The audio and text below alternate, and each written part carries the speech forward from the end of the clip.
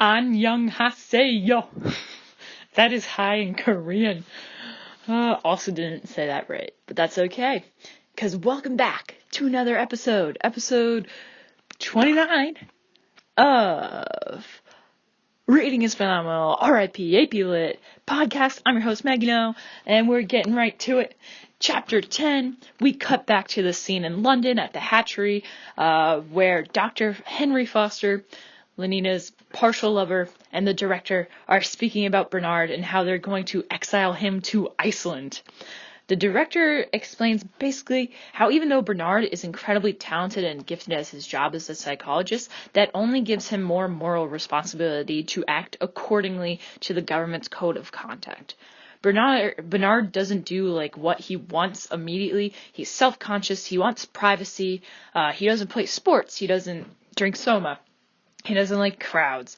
And the director says that being severe in this case, and also presenting his exile in front of many high caste people, like alphas, including probably some alpha pluses in there, this will prove to be a lasting example for others to make sure that they stay in line and continue contributing only to the good of the state. They don't try and continue to grow those personal relationships. And because once you start growing those relationships, that's when ideas start to prosper, and then people start to realize, hey, maybe we are being controlled by the government here. So when Bernard arrives from his coming back from New Mexico, the director explains that because Bernard was given so much as his rank as an Alpha Plus, he describes Bernard's views as heretical, his heretical views on sport and soma and romance, his refusal to follow the teachings of our Ford, which is like their god. He's an enemy, that makes him an enemy of society, and dropped my phone, and should be executed to Iceland. At this point, Bernard is asked, is there any reason we shouldn't exile you? And Bernard says, oh yeah, there's a reason. And he brings out John. Well, first he brings out Linda. And Linda is not a pretty sight. She is old and she is wrinkly and she is just an unseen character in this society. And she starts running after the director, calling him Tomakin, giving him a huge hug. She says, don't you remember me? Don't you remember me? Oh, it's been awful, like at the reservation. And she said to the director, you are the father of my child, John. And out comes John. After Linda calls out John, he said, John, come here. And then John comes out yelling, and says, yelling at the director, he says, my father.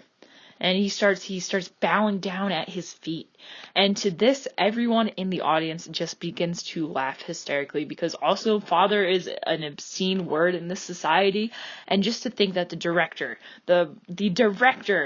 of this facility, which makes humans, who's against reproduction, natural reproduction, he's a father. It's just too funny. And so the director, he's just ashamed. He runs out of the room, hands over ears, rushing out of the room. And it's a way to end that chapter. Poor director, pretty embarrassed there.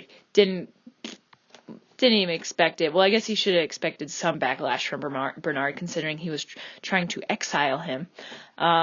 So yeah, that was just chapter 10. It was a shorter chapter, but I mean a lot of crazy stuff going on.